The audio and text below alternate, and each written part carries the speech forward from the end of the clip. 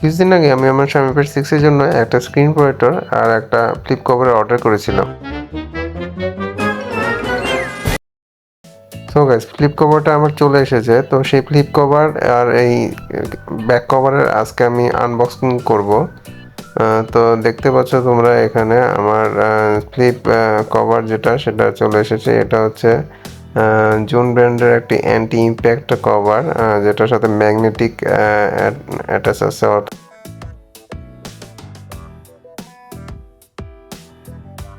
আর আছে একটা screen protector, যে স্ক্রিন প্রোটেক্টরের র্যাপিংটা আমাকে ভালোভাবে পাঠানো হয়েছে। আমি বলে দিয়েছিলাম যে প্যাকেজিংটা যাতে ভালো হয়, তো তারা ভালোভাবে আমাকে প্যাকেজিংটা করে পাঠিয়েছে। আর এটা হচ্ছে একটা অ্যান্টি স্ক্র্যাচ গ্লাস প্রোটেক্টর। আর এটা আমার স্ক্রিন প্রোটেক্টর হিসেবে আমি এটা অর্ডার করেছিলাম। আর এটা হচ্ছে অ্যান্টি স্ক্র্যাচ, দেখতে পাচ্ছ এরকম মোটামুটি ভালো কোয়ালিটির একটা স্ক্রিন প্রোটেক্টর।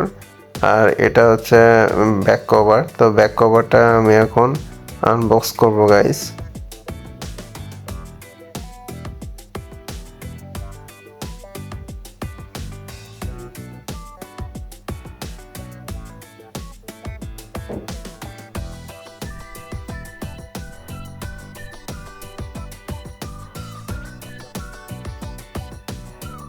এই ব্যাক কভারটার সাথে তোমরা গাইস তোমাদের যদি স্টাইলাস পেন থাকে সেটাও তোমরা অ্যাটাচ করে রাখতে পারবে।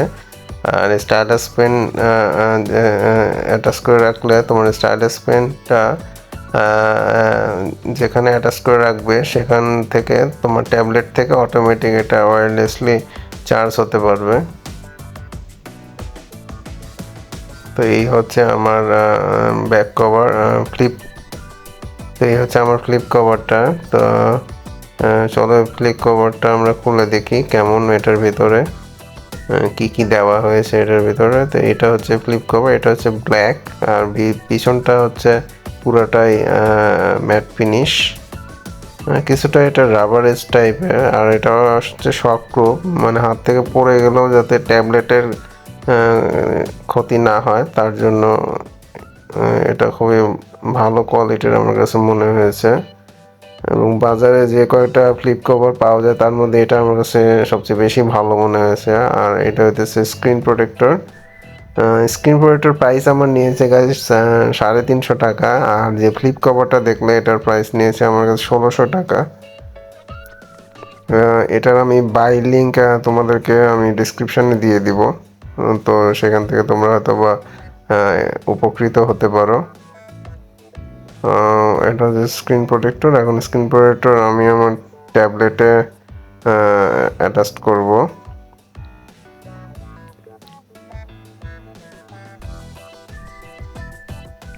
ফার্স্টে আমি আমার ট্যাবলেটটাকে একটু ক্লিন করে নিব। তো স্ক্রিন প্রোটেক্টর লাগানোর আগে অবশ্যই তোমরা তোমাদের ট্যাবলেটটাকে ভালোভাবে ক্লিন করে নেবে সারফেসটা, যাতে কোনো ধরনের ডাস্ট বা কোনো ধরনের আদার্স কোনো কিছু না থাকে।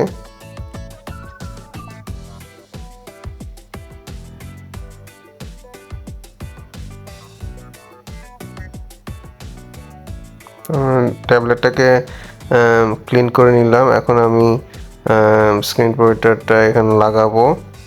তার জন্য আমি প্রথমে উপরের র্যাপিং পেপারটা রিমুভ করে নিলাম।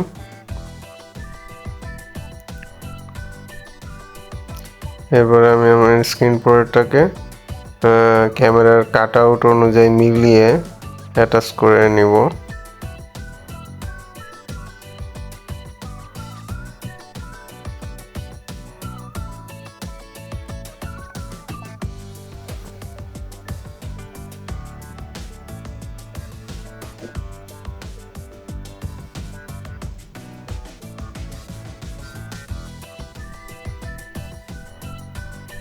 ভালোভাবে মিলিয়ে এটা গাইস স্ক্রিন প্রোটেক্টরটা অ্যাডজাস্ট করতে হবে।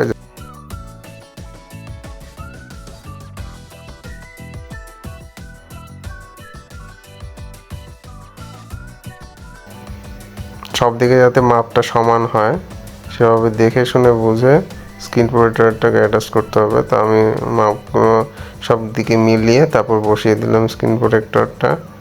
এবং দেখতে পাচ্ছ এটা অটোমেটিক্যালি একে একে বসে যাচ্ছে ভিতরে এয়ারটা রিমুভ হয়ে।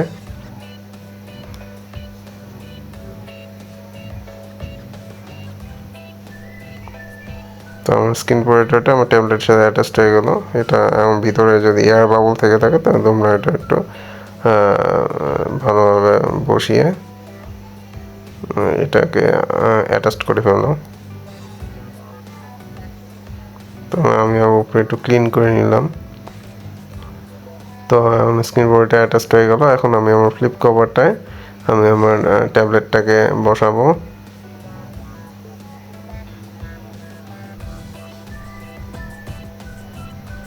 গাইস, এটা একটা স্মার্ট ফ্লিপ কভার। তো এই ফ্লিপ কভারটা তোমরা যদি তোমার ট্যাবলেটের সাথে লাগাও তো তখন সেটা ট্যাবলেট অফ হয়ে যাবে স্ক্রিনটা।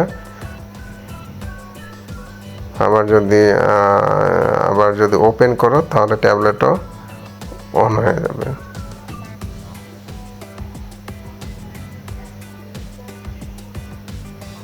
স্ক্রিন প্রোটেক্টর টাচ রেসপন্সটা ভালোই আছে। তো গাইস, এখানে একটা ব্যাপার আছে, এখানে তোমরা যদি স্মার্ট কভার মোডটা অন রাখো তাহলে কিন্তু এই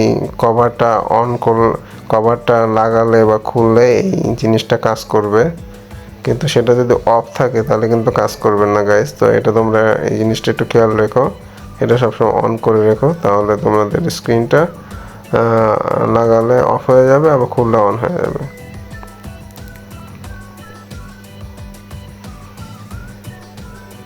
তো এটা তোমরা গাইস কয়েকভাবে আমার ট্যাবলেটটাকে রাখতে পারো, ফোল্ড করে ফ্লিপ করে এভাবে রাখতে পারো, আবার এভাবে খারাপভাবেও রাখতে পারো, স্লোভাবে রাখতে পারো বা খারাপভাবে রাখতে পারো। এভাবে তোমাদের সুবিধা মতো তোমরা রাখবে। তো গাইস, এই ছিল আমার আজকের ভিডিও। তো